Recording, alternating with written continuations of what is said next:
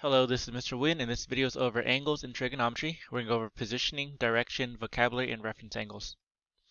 So an angle is determined by rotating a ray or half line about its endpoint. The starting position of the ray is called the initial side of the angle, and the position after the rotation is called the terminal side or ending side of the angle. And the endpoint of the ray is the vertex. So here's a picture. We start here, that's the initial side, it rotates upwards, it ends there, that's the terminal side, and this is the vertex. All right, we call an angle in standard position if the initial side matches up with the positive side of the x-axis. So here's a picture of that. So you see how it overlaps the right half of the x-axis. So this is the initial side, here's an angle, and then there's the terminal side. We went this direction. All right, positive angles are generated by counterclockwise, or abbreviated as CCW rotations. Negative angles are generated by clockwise, which I'll abbreviate as CW rotations. And then angles are usually named after Greek letters, alpha, beta, and theta, or we can use uppercase letters A, B, C. So in this picture, notice angle A is a positive angle. We went upwards, we went counterclockwise. We went from quadrant 1 to quadrant 2. And then angle B is a negative angle. We went from up here, went down here, into quadrant 4. Alright, coterminal angles are angles that have the same initial and terminal sides. For example, 45 degrees, negative 315 degrees, and positive 405 degrees are all coterminal angles. So look at this. Here's the 45-degree angle. Here's the initial side. Here's the terminal side. Then let's go here. This is we're going down negative 350. We're going backwards because the negative angle up here. It ends right here, but it still starts right here. So the same angle. You can go the other direction. We start here, go 360 degrees, a full lap. Then we add 45 more to get 405 degrees. So the same angle. Alright, so in fact, you can have infinitely many coterminal angles. You find coterminal angles by just adding or subtracting one revolution.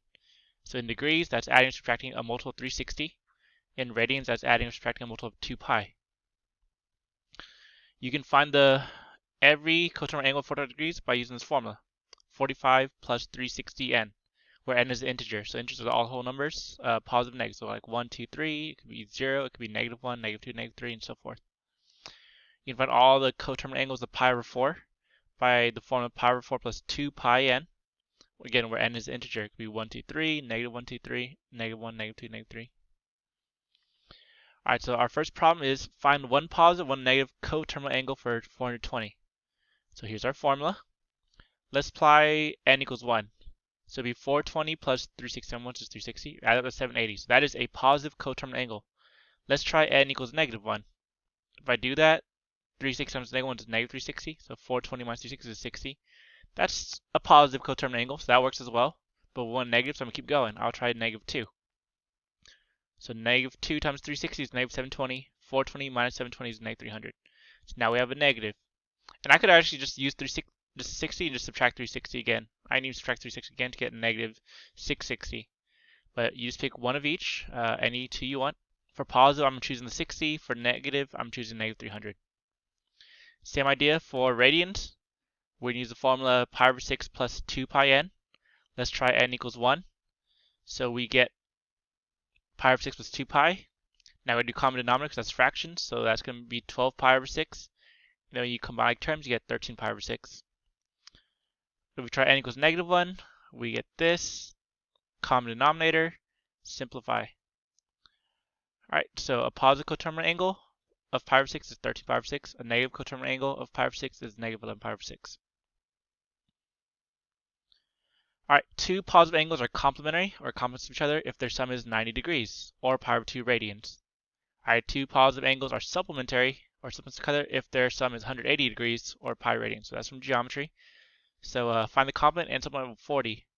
So I'm going to do 90 minus 50. 90 minus 40 gets 50 degrees. For supplement, I'm going to do 180 minus 40 to get 140 degrees. So there you go. The complement is 50 degrees. The supplement is 140 degrees. Same idea for this. So instead of 90, we use pi over 2. So pi over 2 minus 4 pi over 5. Common denominator. Get that? And I get a negative number. Now it's bad. And there's no complement since the two angles must be positive. Alright, basically this means 4 pi over 5 was already bigger than pi over 2, or bigger than 90 degrees on its own. Let me fix that symbol. There you go. Alright, supplement. So instead of 180, we use pi, because that's 180 degrees converted to radians. Minus 4 pi over 5, common denominator. Subtract. That's a positive, that's good.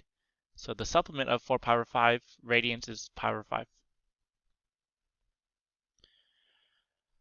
Alright, so recall or remember that the first quadrant of the unit circle is all you need to know to create the whole thing, since all the coordinates are just reflections. That's the same idea we're going to use for reference angles. Any angle greater than 90 or even less than 0 can be represented by a reference angle in the first quadrant. So the magnitude of the x or y, like the value, will be the same, but you need to use the correct sign, whether it's negative or not. So here it's helpful to know what the signs are for each quadrant. So hopefully you know the first quadrant, quadrant 1 has positive x's, positive y's. So sine is the y, so it's positive. Cosine is x, so it's positive. And tangent, positive by positive, is still positive. Quadrant 2, a negative x's, positive y's. So sine is the y, so it's positive. X's are the cosine, that's negative. And tangent, y divided by x, positive by negative is negative. Quadrant 3 is both negatives, so sine is negative, cosine is negative. When you divide negative by negative, you get positive. And then quadrant 4 is positive x's, negative y's, so sine is of course negative, cosine is positive. And when you divide y over x, negative divided positive is always a negative number. Alright, sometimes they use this abbreviation, all students take calculus, or all advanced students take calculus. Basically means all the functions, sine, cosine, tangent, are positive here. Here only sine is positive. Here only tangent is positive. Here only cosine is positive. And this includes their reciprocals. So, for example here, since sine is positive here, its pair, cosecant, is also positive. Right, so here tangent is positive in quadrant 3, its pair, cotangent, its reciprocal, is also positive. Alright, so here's how to find the reference angle. In quadrant 1, just leave it alone, don't change it. In quadrant 2, if it's in degrees, do 180 minus the angle. If it's in radians, do pi minus the angle. If it's in degree quadrant 3, do 180 plus the angle, or pi plus the angle if it's in radians.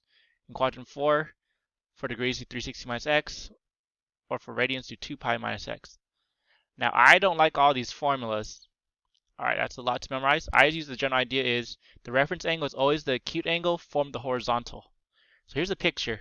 So quadrant 1, you leave alone. Like if this reference angle, the green one, is the standard angle they give you, the reference angle stays the same. It's going to be this red one. But notice this bottom part goes on the x-axis. So quadrant 2, they may give us this giant angle right here, but that's not the reference angle. The reference angle is what is this little angle right here, the acute angle that touches the x-axis. Alright, so that's why you do 180 minus this whole thing to get this remaining piece. So if this is say 150, you do 180 minus 150 to get 30. Alright, for quadrant 3, again, they give us this giant angle. That's not the whole thing. We only need this little piece that touches the x-axis. That's why it's the red angle. In quadrant 4, we don't need this whole thing. We just know what is this acute angle that, again, touches the horizontal x-axis. Alright, so here's some examples. Find the reference angle for 210 degrees, then use it to find the sine of 210. So 210 degrees is going all the way over here. Now I'm not going to use the formula to say what is this little angle right here that touches the x-axis. So this is 30 degrees past 180, so the reference angle is 30. Now notice this little green triangle is the same as this green triangle right here. It's a 30-degree triangle. So we know the sine of 210 is related to the sine of 30 degrees. All we have to do is figure out, is it a positive number or a negative number? Now, quadrant 1 is always positive numbers, but the thing is, in quadrant 3, are the signs, or the y values positive or negative here? Well, we're underneath the x-axis, for the one of the negative y's on the bottom half of the coordinate plane, so the y's have to be negative. So I'm going to add the negative sign. All you do now is find the value of sine 30 and leave the negative out there. So sine of 30 is 1/2. When we do negative times 1/2 is negative 1/2. So we're not going to use the whole unit circle, but notice if I go to sine of 210 degrees, it's negative 1/2. So we find this reference angle, use that value, and either multiply by positive 1 or negative 1, depending on which quadrant we're in, what the sign of the x or y is. Here's another one. Find the reference angle for 5 pi over 6, then use it to find the value of cosine of 5 pi over 6. So 5 pi over 6 from here is all the way over here. But again, I need to know what this little acute angle is. So remember, this is pi, so 5 pi over 6 plus what is pi? So if you subtract, you get pi over 6. So 5 pi over 6 plus pi over 6 gives you 6 pi over 6, which is just pi, right? So reference angle is pi over 6. So now we know that these two are related. Cosine of 5 pi over 6 is related to cosine of pi over 6. So this is our reference angle. Now we have to figure out is it positive or negative. So is cosine. The x value is positive or negative on the left side up here in quadrant 2. Well, it's negative because we're on the left of the origin. So I have the negative sign here. I find the value of pi over 6, which is root 3 over 2. I multiply negative 1 to get negative root 3 over 2. And if I had the whole thing, I could check.